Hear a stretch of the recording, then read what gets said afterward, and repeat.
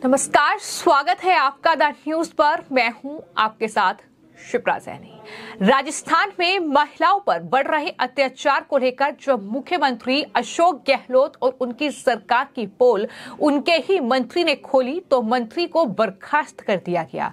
इस पूरे मामले को लेकर जब मुख्यमंत्री अशोक गहलोत से सवाल किया गया तो उन्होंने इस पूरे मामले से पल्ला झाड़ते हुए ये कहकर इस पूरे मामले को टालने की कोशिश की कि ये उनका और उनकी पार्टी का आंतरिक मामला है।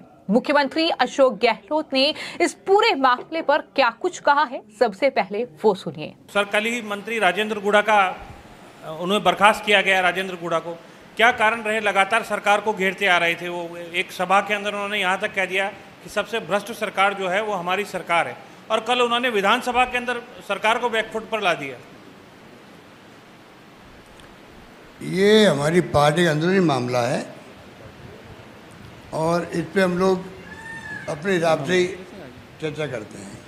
अभी प्रेस कॉन्फ्रेंस हो रही है, मुख्य मुद्दा है Mahatma Gandhi minimum income guarantee act. तो जिस तरीके से राजस्थान के मुख्यमंत्री अशोक गहलोत इस पूरे मामले को टाल रहे हैं, हालांकि मणिपुर की घटना को लेकर वो लगातार प्रधानमंत्री नरेंद्र मोदी पर हमलावर हैं, लेकिन जब उनसे ये सवाल किया गया कि महिलाओं पर जो अत्याचार राजस्थान में बढ़ रहे हैं, जो उनके ही सरकार में मंत्री राजेंद्र गुड़ा ने उन पर आरोप लगाए हैं और ये कहा है कि राजस्थान जो है वो महिलाओं पर जो अत्याचार हो रहा है, जो अपराध बढ़ रहे हैं, उसमें नंबर 1 है। तो इस पर गहलोत ने जो जवाब दिया है, उस जवाब से ही ये साफ हो जाता है कि कहीं ना कहीं इस पूरे मामले को लेकर अब अशोक गहलोत बुरी तरीके से फंस चुके हैं। हालांकि मंत्री बर्खास्त हो चुके हैं, लेकिन उसके बावजूद भी राजेंद्र गुड़ा का यही कहना है कि वो अपने बयान पर पूरी तरीके से अड़िग हैं, यानी वो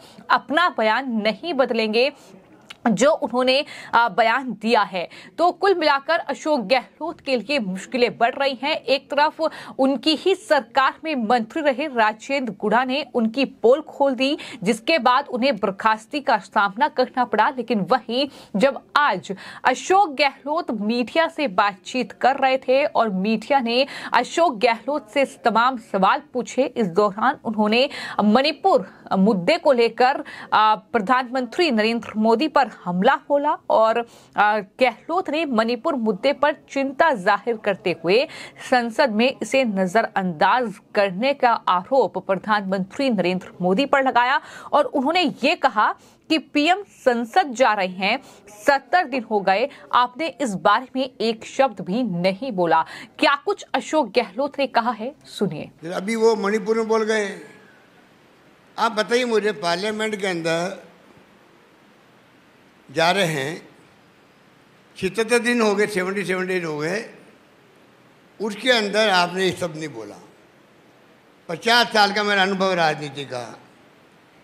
अगर एक राज्य में आग लग रही हो, पूरे राज्य के अंदर आग मामूली नहीं हो, आग धधकती आग हो, उसके अंदर आपने जिस रूप में अपने को पेश किया, सुप्रीम कोर्ट के इंडिकेशन मिलते ही मेरे ख्याल सेकंडों के अंदर बात ख़त्म कर दी अपनी, सेकंडों के अंदर। और मुझे अफसोस है कि कहाँ मणिपुर जल रहा है, कितने लोग मारे गए हैं, 150 लोग मारे गए, 200 मारे गए, 500 मारे, किसी को नहीं मालूम है, कोई हज़ारों की बात कर रहा है। वहाँ का मुख्यमंत्री कह रहा है कि आप तो एक रेप घटना की बात कर रहे हो, ऐसी 100 से अधिक घटनाएं हो चुकी है मेरे राज्य के अंदर, और पता नहीं अब आगे 1000 तो उन्होंने बताई, अब तो फिगर आ रहे हैं 3-4 हज़ार FIR लॉन्च हो चुकी है।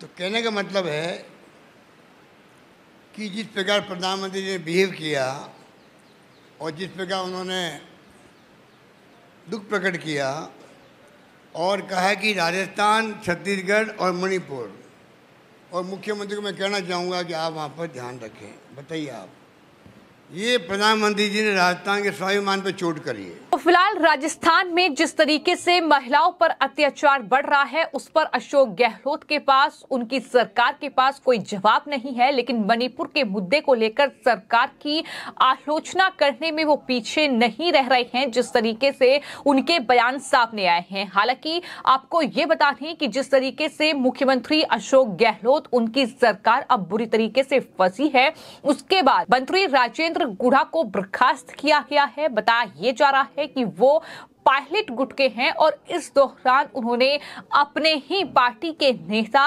राजस्थान के सचिन पायलट, उन पर भी हमला बोला। जिस तरीके से सचिन पायलट लगातार ये मांग कर रहे हैं कि राजस्थान पब्लिक सर्विस कमीशन यानी आरपीएससी में सुधार किया जाए, ये लगातार वो कह रहे हैं। इस पर उन्होंने जवाब देते हुए सचिन पायलट का नाम लिए बगैर हमला बोला और कहा कि नेताओं में इतनी समझ तो होनी चाहिए कि ये एक संवैधानिक संस्था है जिसे हम भंग नहीं कर सकते। आपको ये बता दें कि सचिन पायलट ने आरपीएससी यानी राजस्थान पब्लिक सर्विस कमीशन को भंग करने की मांग की थी। लगातार वहां पर जिस तरीके से पेपर आउट हुए हैं, जिस तरीके से तमाम अभ्यर्थियों को वहां कहीं ना कहीं निराशा का सामना करना पड़ा है, चूंकि पेपर जो है लीक का मामला सामने आया, जिसके बाद लगातार सचिन पायलट जो है वो अपनी ही सरकार पर हमला बोलते नजर आए, क्योंकि इस पूरे मामले में जांच सही तरीके से नहीं की गई। इस पूरे मामले की जांच को लेकर वो लगातार अशोक गहलोत सरकार यानी अपनी ही सरकार पर हमलावर थे। तो कुल मिलाकर ये अशोक गहलोत की बौखलाहट है जो कि अब उनके बयानों में देखने को मिली है, क्योंकि ये पूरा मामला बेहद गंभीर है। जिस तरीके से राजेंद्र गुढ़ा, जो कि अशोक गहलोत सरकार में ही मंत्री थे, उन्होंने राजस्थान विधानसभा में महिलाओं की सुरक्षा का मुद्दा उठाते हुए अपनी ही सरकार पर निशाना साधा। उन्होंने ये कहा था कि ये सच्चाई है कि महिलाओं की सुरक्षा में आप असफल हो गए। राजस्थान में जिस तरह से अत्याचार बढ़े हैं महिलाओं के ऊपर, मणिपुर के बजाय हमें अपने गिरबान में झांकना चाहिए। ये बड़ा बयान राजेंद्र गुढ़ा की ओर से दिया गया था। यानी उन्होंने मुख्यमंत्री अशोक गहलोत और राजस्थान कांग्रेस को ही आईना दिखाया था कि आप मणिपुर की घटना को लेकर बीजेपी पर हमला बोल रहे हैं, आप प्रधानमंत्री से उनका इस्तीफा मांग रहे हैं, लेकिन पहले आप अपने ही राज्य में देख लीजिए कि किस तरीके के हालात बन रहे हैं, किस तरीके से महिलाओं के खिलाफ अत्याचार बढ़ रहे हैं और लगातार इस तरह की घटनाएं जो हैं वो सामने आ रही है। तो जब उन्होंने अपने ही मुख्यमंत्री, अपनी ही पार्टी, अपनी ही सरकार को आईना दिखाया, तो उसका नतीजा उन्हें इस तरह से भुगतना पड़ा कि उन्हें मंत्री पद से बर्खास्त कर दिया गया। और जब इसको लेकर सवाल अशोक गहलोत से किया गया तो वो किस तरीके से इस पूरे मामले से ये कहकर पल्ला झाड़ रहे हैं कि ये उनकी पार्टी का आंतरिक मामला है। हालांकि तमाम जो दूसरे नेता हैं राजस्थान कांग्रेस के, उनसे भी इस पूरे मामले को लेकर सवाल लगातार किए जा रहे हैं और जो राजस्थान के प्रदेश अध्यक्ष हैं कांग्रेस के सुखजिंदर सिंह रंधावा, उनसे भी इस पूरे मामले को लेकर सवाल किया गया। तो उन्होंने जो बयान दिया है, उन्होंने कहा है कि पार्टी में अनुशासनहीनता बर्दाश्त नहीं की जाएगी। यानी वो इसे अनुशासनहीनता बता रहे हैं जब एक मंत्री उनकी ही पार्टी के उनकी पोल खोल रहे हैं, ये बता रहे हैं कि आप मणिपुर पर तो सवाल पूछ रहे हैं, लेकिन राजस्थान में क्या हो रहा है इन पर भी गौर किया जाए तो बेहतर होगा। लेकिन इसे अनुशासनहीनता बताना ही ये बताता है कि किस तरीके से अपने राज्य में जो हो रहा है उस पर पर्दा डालकर मणिपुर की घटना को लेकर सरकार को घेरना कितना सही है, ये बड़ा सवाल है और जाहिर तौर पर इसका जवाब जनता ही दे सकती है।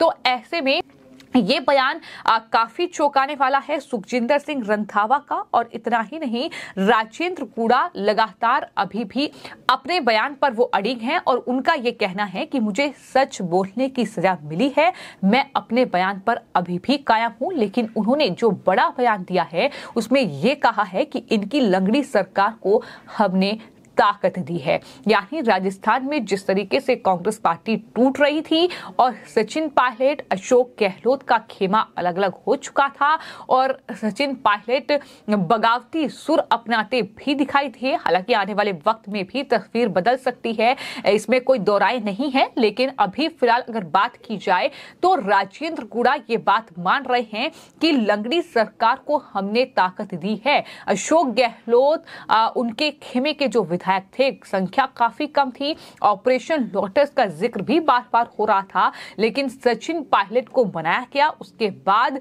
अब ये सत्ता जो है आगे बढ़ रही है। आने वाले वक्त में राजस्थान में चुनाव भी होने हैं, तो कुल मिलाकर अब राजस्थान में इस पूरे मामले को लेकर काफी राजनीतिक बवाल देखने को मिल रहा है।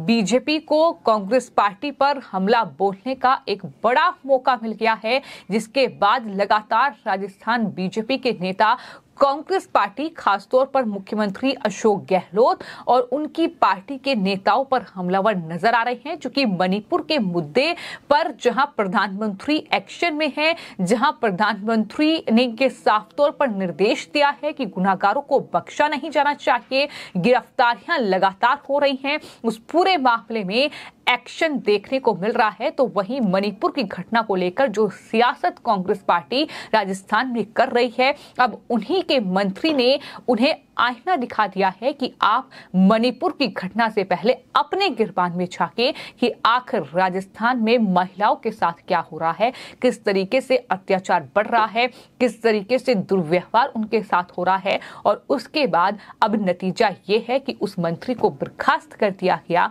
और मुख्यमंत्री के पास इस पूरे मामले को लेकर कोई जवाब नहीं है। ये कहकर टाला जा रहा है कि ये हमारी पार्टी का आंतरिक मामला है।